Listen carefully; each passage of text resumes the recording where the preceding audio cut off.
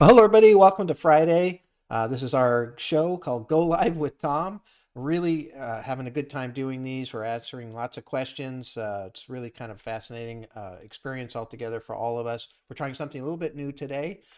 Katie, who has been here, for the first three shows, is going to be our sort of moderator and host.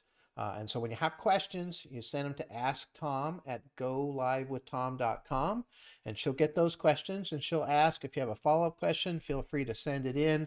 And then Eason, who was the actual host and moderator last week, we're bringing in also. So Eason's one of the other advisors. And really, his job is to kind of come up with some follow-up questions and different things along those lines. So, and if you have some direct questions for Eason, feel free to ask those also. We have a special prize called Stump Eason. No, just kidding. so, but in all seriousness, this is really an attempt to try to help us meet our mission statement, which is to help our clients build and maintain their wealth. And we focus on financial planning, tax planning, and investment management. And this is investor education. And so we've been doing this, for this is our fifth time. And I really am excited about being able to push this out and get, some questions answered. So also, if you're interested and you want to get the additional content that we're putting onto our channel and just kind of, continue to build your investor education, go ahead and subscribe to our channel. You're looking at our channel right now. There should be a little subscribe button there. You can hit that. And if you want to get notified when we put something on there, you just hit the little bell button next to that and you can get notified. So that's the beginning. So let's get started here. Let's see what questions we have. Katie, go ahead. Thanks, Tom. So in your daily videos, you touched on the subject of cryptocurrencies. So Woody brought in a pretty great question saying, yesterday you mentioned how the high paid athletes are being paid in Bitcoin. What happens if Bitcoin crashes? And what is Bitcoin mining? Okay, that's great. Yeah, it's pretty fascinating. Last year, one of the Kansas City Chiefs players decided to get his pay in Bitcoin, and because it appreciated so much, he actually became one of the higher played players in the league. And then next was one of the other Kansas City players decided to get his pay for 2021. And then, of course, Trevor Lawrence, who was just drafted number one by Jacksonville, got a $24 million signing bonus, and he decided to put that entire amount into cryptocurrencies, Bitcoin, Ethereum, and Solera. And so that, to answer your questions, if those fall apart, I mean, theoretically, Trevor Lawrence stands to lose $24 million. The whole thought process behind cryptocurrency is essentially it is a digital currency. It might be something that could be used to buy things in the future, maybe convert to cash. It can be done, those types of things. It might be a world currency at some point in the future, sort of like the dollar is. So that's the overall idea. But in the end, there's nothing behind it. Like the US government is behind the dollar. So there could be a collapse of the actual, currency, the cryptocurrency itself. Matter of fact, there has been several collapses so far. So, so that's the big risk. And actually, I'm going to bring Ethan in on the mining. He has some experience with this, and he can kind of describe, in some simple terms, what Bitcoin mining is. So Bitcoin mining or just cryptocurrency mining is just a super high level is a complex mathematical equation that a computer runs through. It takes a lot of processing power. And once it gets the correct answer, you're then given a coin, and that's proof Yeah. of work Ah, mining. And so right now, there's a lot of power that goes into mining Bitcoin, Ethereum, and you could be an average Joe miner at home, or you could be a big company that's mining with these specialized miners. so you're going to spend a lot for energy to mine these, yeah? Yeah, so a lot of these mining centers are based where there's low cost, usually near geothermal or some sort of hydro Uh-huh. energy plants. So for cheap energy. Now, how many different cryptocurrencies are there roughly? Think right now there's at least over 5,000, Wow. but most of the money's in the big ones like Bitcoin, Ethereum, Ripple, Litecoin. So it sticks to a little bit, a small group of them, I would say, most of the money. All right. And they mine all of them or just Bitcoin? So usually, for Bitcoin, you can only use a specialized miner to be competitive. Otherwise, you're just out of luck. But for like, so a lot of people mine the smaller currencies, the altcoins they're called, Yeah. and then they convert that into Bitcoin or Ethereum, whatever main currency they want to hold Okay. is what they do. Well, I want to expand a little bit, and I'll share my screen here. Just kind of what I was talking about yesterday too. I'll show you a couple of different charts because this is where I see some of the risk to the market, or at least some of the holdings that we have or have had in the past. And so I'll share my screen here. Let me see here. Here we go. And this particular chart is called ARC Innovative Technology. This is Kathy Wood. She's become quite famous, and she has five main ETFs. And this is the ARC KK, we call it. And so essentially, you can see, great run up, huge run, and then really struggled, right? Coming down, coming down. And then in the last weeks here, we can see it even fell below this 200-day moving average.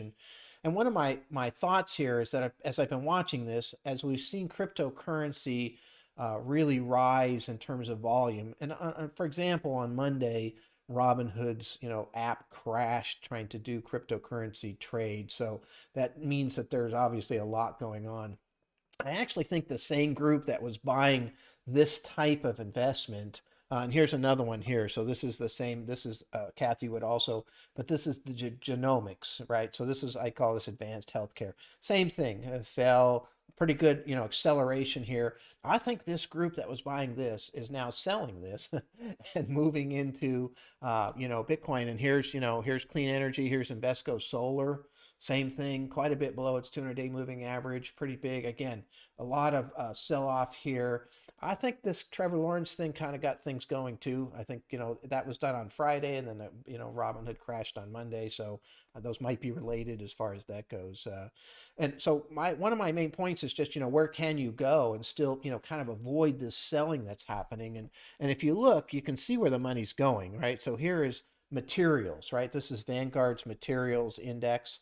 They buy most of the materials companies out there, and then we've got consumer discretionary. Again, this is Vanguard. You can see, look at the line; it's very smooth. There's no big drop. It's well above the 200-day moving average, right? And so materials, consumer discretionary, and financials, so banks and what have you. Again, nice smooth movement upward. It's an all-time high today, for example. And so that's kind of one of the things that I look at when I'm looking at these pieces, um, in terms of where is the damage happening, and then where is it not happening, where's the money going, and you can kind of see it in those charts. You can see where it's leaving, and you can see where it's going, and we kind of just keep moving towards those things that are going up in the right direction. um, I will say one thing, I think, and Ethan touched on this. There's there's 5,000 different types of cryptocurrencies, and that people just keep making new ones. I read some article about a guy on TikTok that made a joke one, called Scam, and people started to find interest in it. And there's a lot of crazy stuff going on here. But I do think that might be kind of the downfall. It's just the number of cryptocurrencies. It dilutes the market enough that there aren't enough people to buy, and that's how you could get a sell off. Because again, you're relying on somebody buying it from you at a higher price, and there's not a lot else behind it except for the potential future use as a digital currency. So, nonetheless, that's kind of a fascinating thing. All right.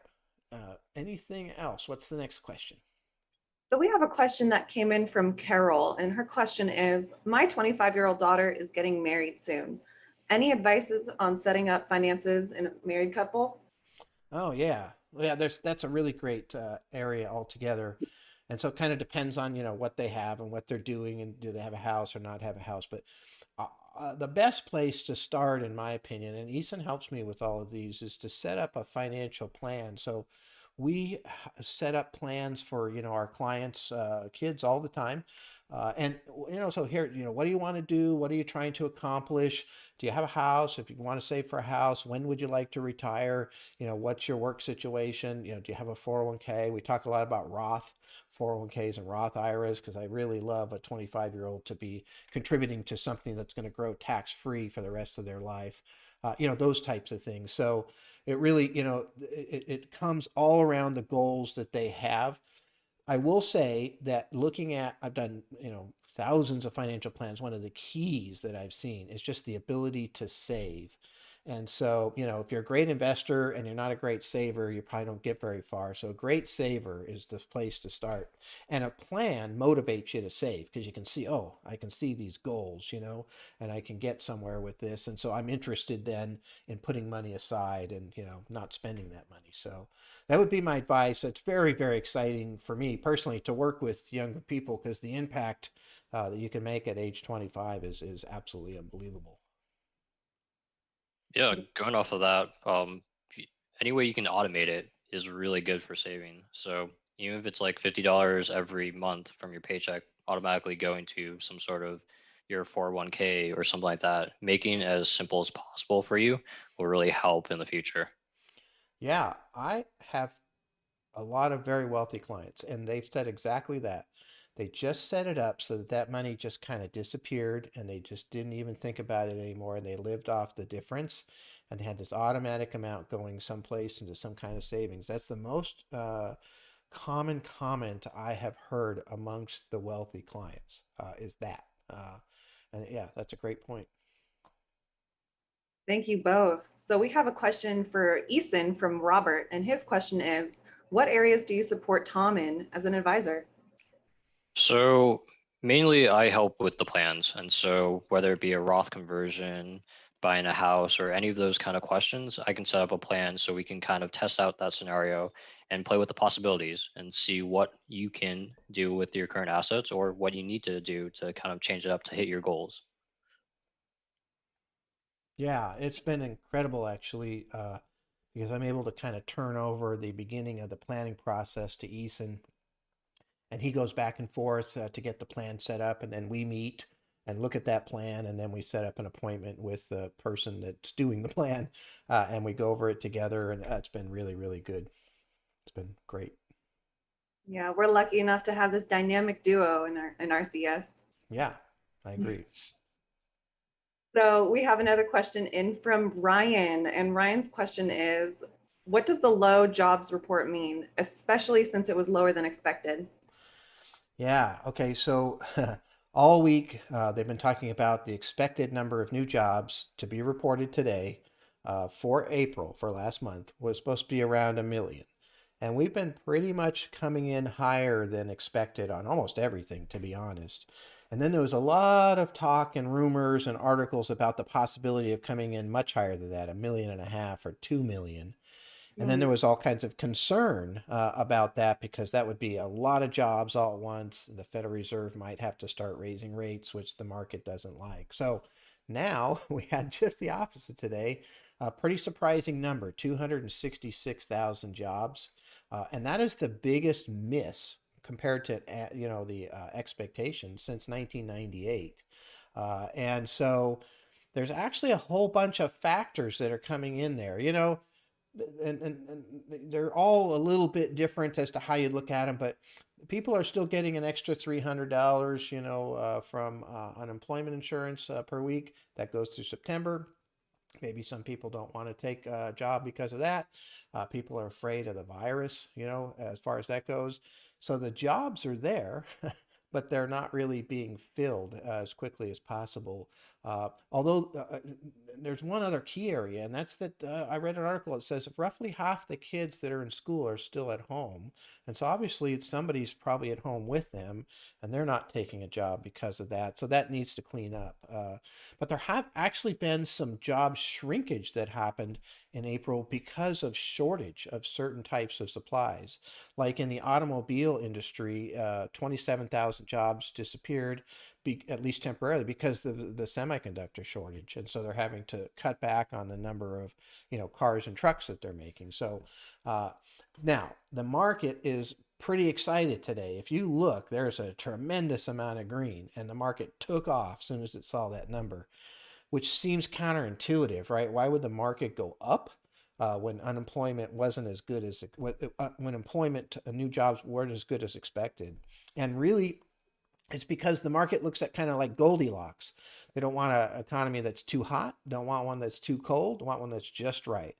And so having a little bit less jobs right now takes some of the pressure off of having an economy that might be too hot and the market just jumps. So you can tell how important potential inflation is to the market and what the Federal Reserve might have to do by looking at what happened today.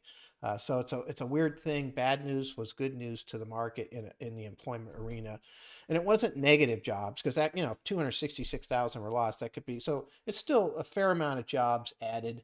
It wasn't what was expected, and I bet you anything though, next month could be a big makeup, and we might see some big numbers, but we'll see.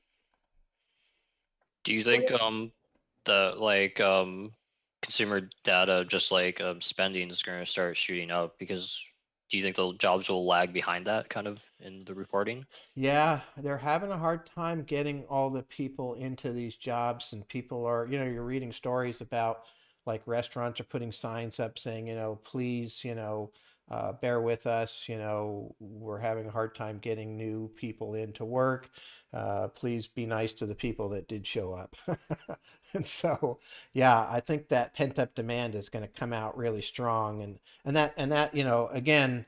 And one thing that was part of this jobs report is they actually increased wages by 0.7%. So as an attempt to, attract people out of their house, they're starting to pay more, which is a good thing altogether. But then that's another inflationary, potential too. So lots of interrelated pieces. But yeah, consumer spending is going to be the driver there.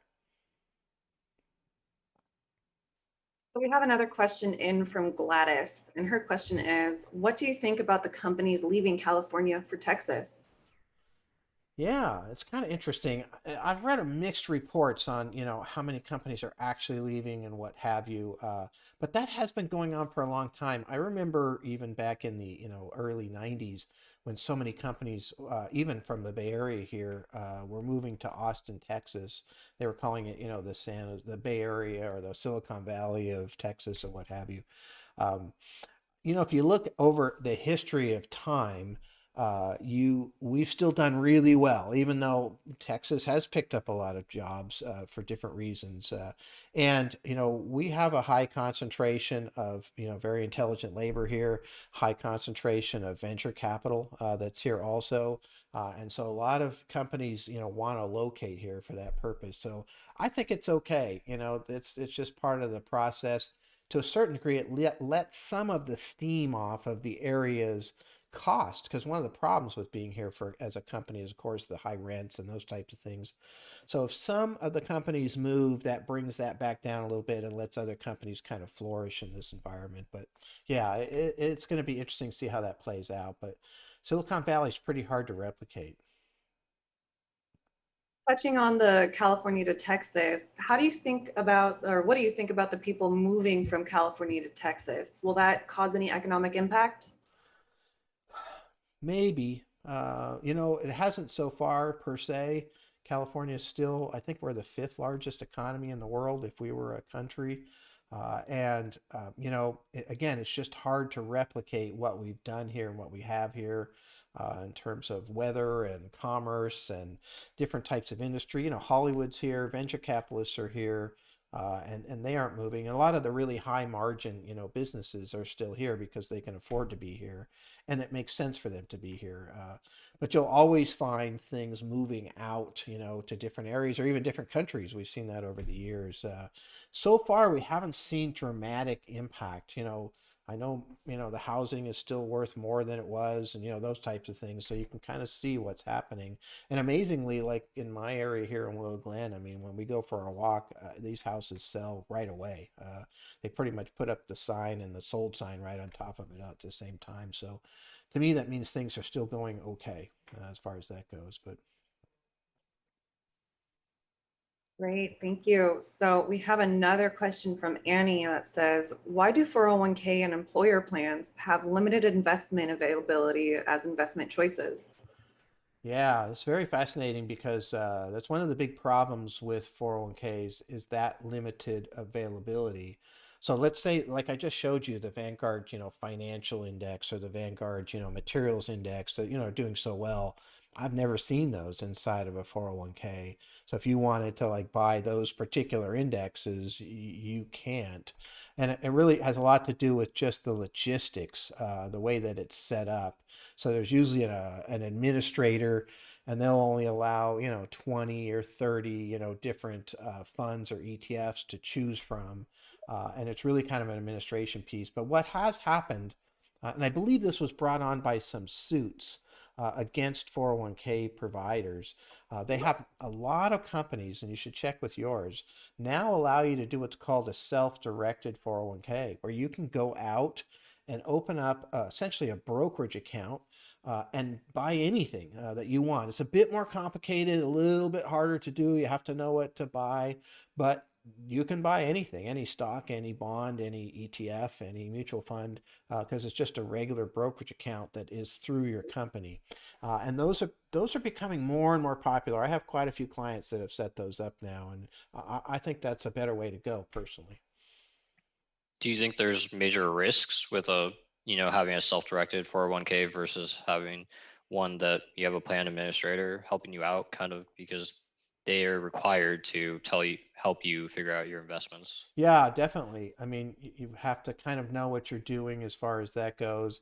Theoretically, that list that they've chosen will eliminate some of the really crazy things, because on your own, you can go buy, any of these, really wild stocks and those types of things and end up losing, tons of money. And so that is the aspect that would be the negative. It's just you have to be able to control that risk. I manage a lot of the 401ks that my clients have in those brokerage, so we can kind of manage risk together that way. And that might not be a bad idea, is to find somebody to help you if you want to go that direction. But yeah, no, that is an aspect of it that is part of that. Although, honestly, even in a 401k that's got a curated list of 20 holdings, when, in 2008, when everything fell apart, people still lost plenty of money. I mean, you still could be down 50% pretty easily. So you kind of have to know what you're doing even inside that 401k. So, Tom, another popular question that we have coming in is, are bonds a safer investment than stocks overall? Oh, yeah, it's a good question. Actually, let me pull up a little thing here that I keep. Here it is. I'll share my screen. This is from Vanguard. And I keep this up almost all the time just because I want to be able to show clients different levels of risk for different types of mixture stock and bond.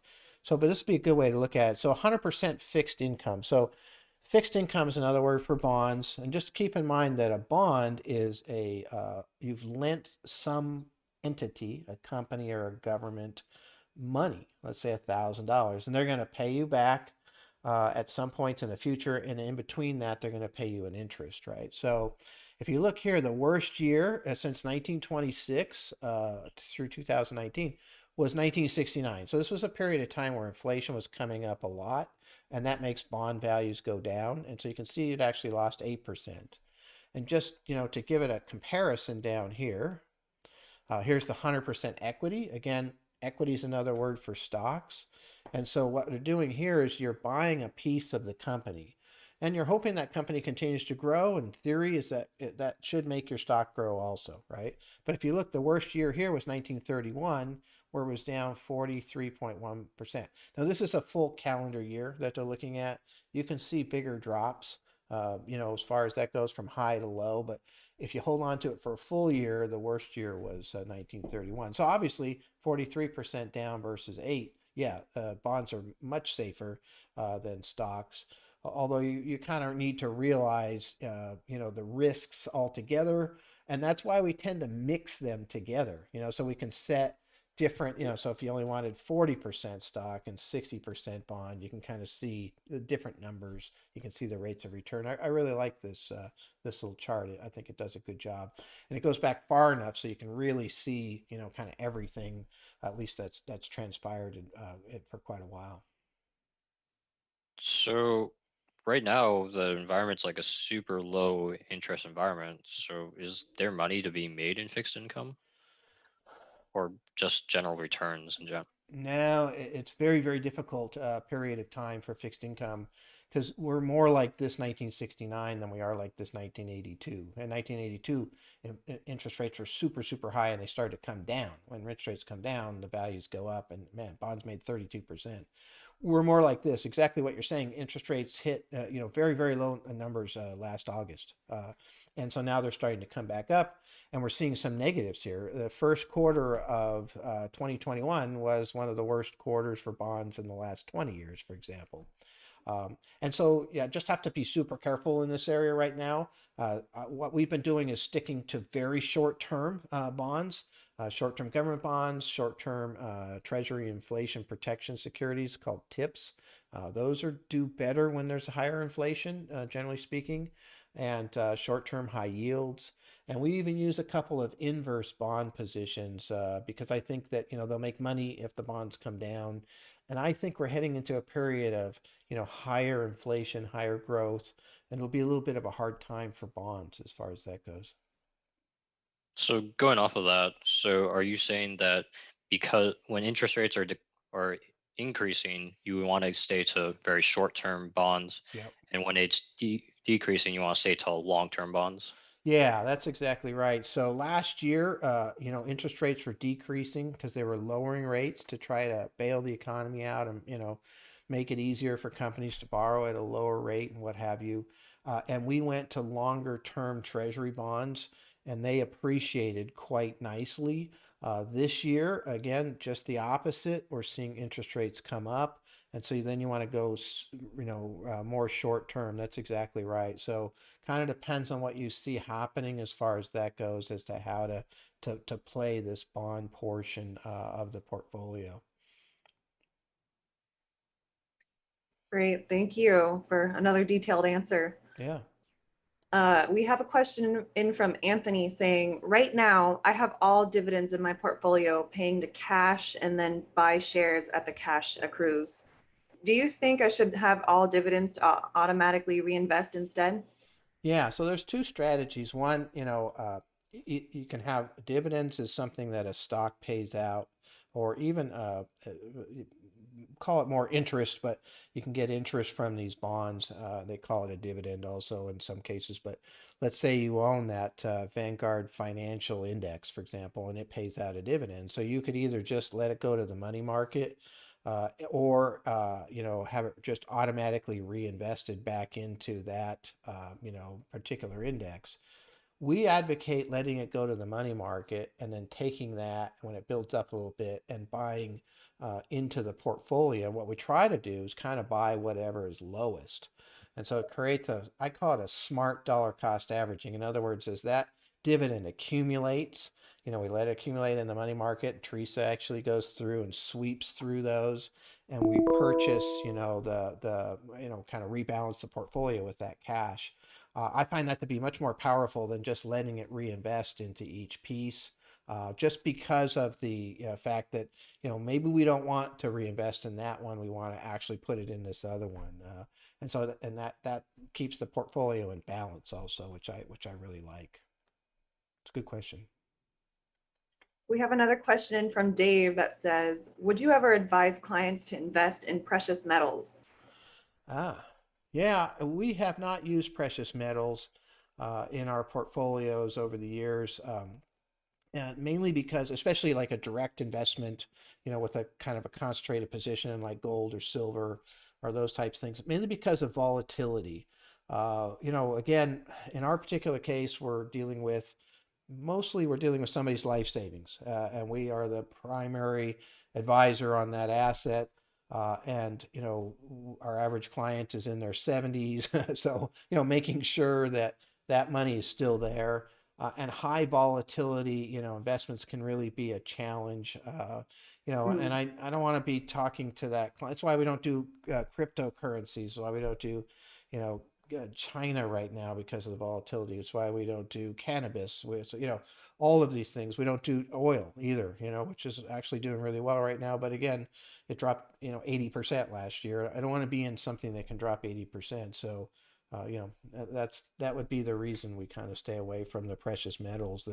They tend to move too rapidly, and you could get in trouble there pretty quickly. What's your feelings on, I guess, collectible like metals, like or collectibles versus precious metal? So like bullion versus old coins.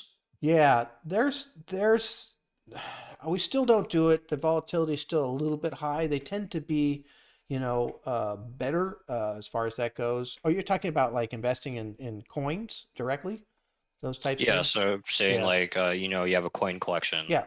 as kind of like a hobby or a side Oh, investment. I think that's spectacular, especially since, you're doing it on your own. Because, you know, if you want to take the risk on your own, as long as you kind of understand what you're doing, that's great. It's your money. Having me do that, that's what I don't want to do. We have to stand in front of all these things. But I actually have quite a few clients that do collectibles, and they've done fantastic with them. It's a great investment area. You do need a depth of knowledge, just like investing in stocks and bonds, to know what you're talking about when you're looking at like a gold coin or something along those lines. But I think that's pretty cool. I've always collected things myself over the years, but it's not really possible to do it in an investment vehicle like we deal with. We can't ask TD Ameritrade to hold on to your gold coins, or that type of thing. So generally, it's something that the clients are doing on their own, and I have no problem with that.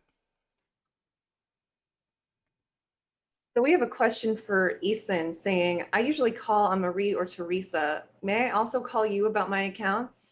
Yeah, sure. I'm always open for calls and I can help you answer your questions about your accounts. For trading, and that kind of instructions, I can always pass along if needed too. Yeah, we're a pretty tight group. We have a thing called Microsoft Teams that we all are on all day, basically. And so you can call almost anybody, to be honest, and we'll get you to the right spot or find out that information. We all have kind of a specialized knowledge areas. So yeah, it's definitely, and Eason has had several direct calls specifically dealing with the different financial plans that he's worked on too. So that works too.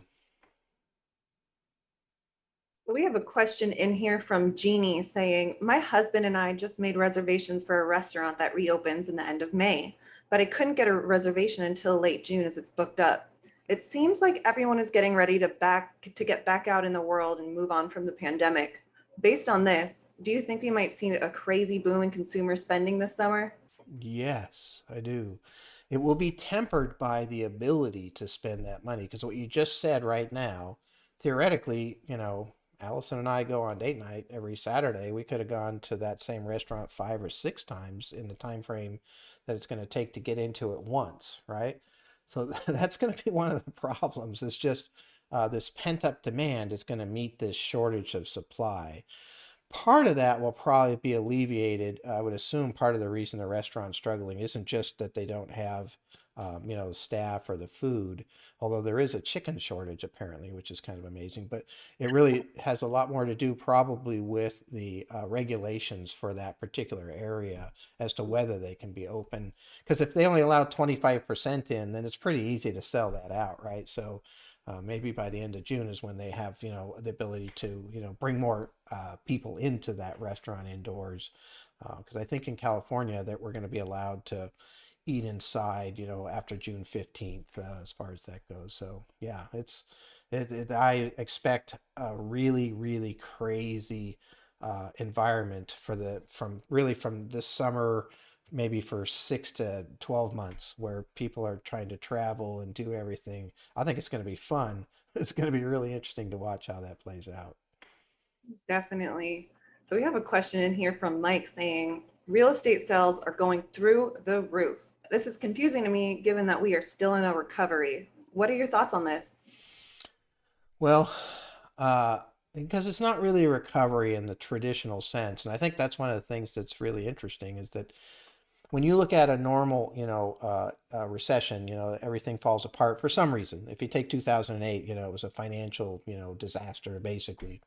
Mm. And then a recovery takes time, because you're still suffering. The economy's still wounded. This particular situation is a reopening, which is actually, I think, completely different. We closed everything and it's just going to reopen. I think it's going to be a very sharp V recovery. And on top of that, the government has put out tremendous trillions and trillions of dollars of stimulus and help. And I read that last year, Americans saved $2 trillion more than average. That's a lot of money to go buy a house with. And then, because of the shelter in place, people are looking for more room and more places. And so, yeah, house sales are definitely going through the roof. And I expect they'll continue to do so for a while. And, we'll see how it plays out. But Do you also think that the low interest environment is also pushing people to try and get a house while they can? yeah, because we saw a big jump, like when interest rates came up a little bit and mortgages came up, all of a sudden we saw a big burst of buying, because those people that were sitting on the sidelines a little bit probably panicked some because the mortgages have come back down just recently, like right now. I do expect mortgage rates to be higher by the end of the year, kind of that November, December, January timeframe. So, if you're going to buy a house or if you're thinking about it and you can, figure out a way to do it, this is a great environment. Yeah, when you can get a 3% mortgage, wow. I mean, that's crazy. It used to be 15, 18%, back in the early 80s. So it's a bargain. So for someone like me who's applying for a mortgage right now, Mhm. when would be the best situation to buy a mortgage? Would you say sooner than later or Yes, within the three now, months? now. Because what we just talked about for the summer, right? Where you've got the situation where it could go crazy and people could really get out there and you could have a shortage of labor, of chicken, of semiconductors, of airline pilots, of hotel rooms, only because the supply isn't there to match. And so when that happens, that pushes, the inflation fears. And when inflation comes, you'll start to see bond yields go up. And when bond yields go up, mortgages go up. And so, yeah, I think this little dip that we're in here right now is a really ideal time frame as far as that goes. We'll have to see what happens. I will say one caveat to that could slow down the raise of mortgages is the global situation is not like here. And so what happens is that, if Germany or, Europe or even India is struggling and having to close down and what have you, their bonds aren't going up like they are here. So when our bonds go up, the rest of the world buys them, which drives down the yields again. And so that might keep mortgages a little bit better because you kind of need a global reopening to really push things. But and that's why I'm thinking more like the end of the year before we really see. But you never know. Things are happening pretty quickly. It's amazing to me that we're here right now. Here we Yeah. are in May, right? It's incredible how fast we've gotten back compared to what I thought would happen. So yeah, there's a window here, but it won't be super big. Do you think just the cost of construction is also going to affect current existing home sales? Because I know material costs is just going up through the roof right now. Yeah, copper. So like all the copper piping that you might want to do. And lumber. So supposedly, from what I saw, lumber's up 230%, and I think year to date. I can't remember exactly the time frame, but it adds $36,000 to an average house, right? Just for the lumber costs, and so yeah. Although I will say, houses are so expensive. I do think the material costs are important, but they probably aren't that critical. There'll be other issues like the mortgage payment. You might pay $36,000 more for the lumber, but if you end up with a 1% higher mortgage for the next 30 years, that's going to be extremely expensive if you add it all up. So I'd say that mortgage cost is more important than the lumber cost. But yeah, it's a piece of the puzzle. We've got a question in from Taylor saying, we are coming up on the summer months. I was wondering if the time of year affects trading. Ooh, yeah, actually, it tends to soften after taxes are done, April 15th. If you look at kind of the volume that happens on the market. That wasn't true last year. Everybody was stuck at home. for the most part, although, we could do outdoor activities. But last year, the summer was fantastic.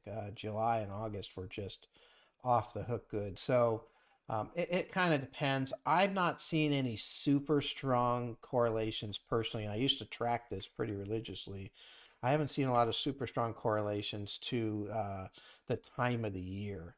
There Mm. seems to be just so many other things that come into play that, they used to say that you would sell in May and then come back in, November. And, we're having a great day today. May's doing okay so far. So, it's hard to say. It's a difficult one, but yeah, I think this summer could be fine. We have another question in from Alyssa saying, do you think we would have another GameStop situation? You notice that it's kind of died off, right? I mean, there was a bunch of them, AMC theaters and GameStop and, et cetera. And it has really kind of died off. And because those guys are the same guys that are now buying this cryptocurrency, just in my opinion. And the other part of that is the GameStop and the AMC, it took a special situation. You needed to have a relatively small company with a relatively small number of shares because that's how you can run it up. And there had to be a lot of short interest on that company so that as you run it up, all those people that were short, say GameStop, had to buy it back because that's how shorts work, and which makes it go up even further. And so a lot of the hedge funds that were shorting these companies have now backed off. And if they're, shorting, they're going to do it on a much bigger stock that's much harder to manipulate. So I don't think it's going to be as big a deal going forward. And now they're actually talking about changing some regulations around it too, which will probably take a while, but that could create a problem for those guys to continue doing that also. I know just for them in communication on forums and internet, it's a Yeah, lot more watched and it's a lot more speculative. yeah. And so there's people aren't going to be as aggressive with gathering people together to make these kind of big moves as a group. Yeah, because technically that's collusion. You get it's a market manipulation. It's old as time actually. It's old as the stock market. People have been trying to do that, but you're not supposed to do that, and technically you're putting it right out there in the public view. So if the SEC really decides to go after that, that could be interesting to see. So yeah, I think that'll be another piece that makes it harder. I don't think that's going to be a big issue here. I think the cryptocurrency craze, and I think we're in the first quarter of this. So you watch, this is Tulip Mania. This is going to go pretty nutty, just with people trying to do that. That's going to distract anybody. Um, you know, when Dogecoin, which was essentially set up as a joke, is up 11,000%, that's the game. That's what they're going to play. So we have about 3 minutes left, so Yeah, I'll just ask one or two more questions sure. depending on the timing. So we have a question in here from Teresa saying, in 2020, I had more short-term than long-term games to report. What is the difference? In 2020, you had more short-term gain. Oh, yeah. And if you hold on to security for at least a year and then sell it, it's called a long-term gain. And long-term gains are taxed at a separate tax rate. It could be zero, depending on your total income, or 10% or 15 or a maximum of 20%. So for long-term gains. If it's a short-term gain, it's just part of your ordinary income, which could be all the way up to 37% right now, depending on how much income you have. So short-term gains are a lot more expensive. And so for the most part, you kind of want to hang in there for a year if you have a gain. You got to be careful. You don't want that gain to disappear and turn into nothing. I'd rather pay a little higher tax on the gain than lose it all. So there's this kind of balance that you're trying to strike there, which is very difficult actually, because none of us have a crystal ball. But ideally, you'd have long-term gains instead of short-term gains because of the taxation differential. Yeah, it's a good question. And let's do one more question. When do you think money market rates might improve at my bank? Right quickly. So one of the things that's going to happen though, well, okay, I take that back. Money markets are attached to short-term interest rates. And right now, the Fed is really in control of short-term interest rates. If you look at the yield curve, You'll see, Hmm. you know, the 10-year treasury right now is about 1.5%. It was 1 3/4, you know, but the short-term end of the curve is controlled by the Fed funds rate, and they have said they're going to keep that at 0 to 1/4% all the way through 2023. Now, whether they're able to do that or not kind of depends on how much inflation we get and whether they change their mind. Um, and the other thing that might increase the short-term interest rates is that you know, the government is buying 120 billion dollars worth of bonds, mostly on that short-term arena, every single month. And so, if they taper back on that, they call it tapering. If they pull back, you might see that jump, and that would probably happen, you know, 2022. So it could be a little while before we see money markets, which are attached to that short-term rate, really start to move. If you go for a longer term CD, a 5 or 7 or 10 year CD, you might see those jump up faster just because that end of the market is moving. So, yeah, it's a good question. It's sort of a travesty. You practically have to pay these banks to keep money in their money markets, and they're not making anything either. So it's not something that they really enjoy either. So going off that, is it a good mindset to be hunting for returns in your money market, or should it be important just to be having that liquid in a Well, sense? ideally, yeah, it's great, right? Make more money. There's always, you know, that's part of building up wealth. Having said that, the true objective of that money should be for emergencies, right? I mean, that's the key issue. If it's not for an emergency, you might consider investing it in the bond market or the stock market or something. You know, make sure you have all the money you want to have in emergencies, and some of that would probably be in a money market. So that's why the yield isn't that critical, because the true objective of that is to, you know, cover you for an emergency. So liquidity and safety are more important, you know, for that money, in my opinion. But having said that, like to like, I would love to get a higher rate of return on everything I have if I have a choice. Well, Tom and Eason, it is now our time. Thank you so much for your time today. And thank you to our viewers for sending in all these great questions. Please feel free to subscribe to stay updated on our videos, and don't hesitate to ask more questions throughout the week, even if we aren't live. And thank you again to our viewers, and I hope to see you again next week. Thank you very much, everybody. We'll see you next week.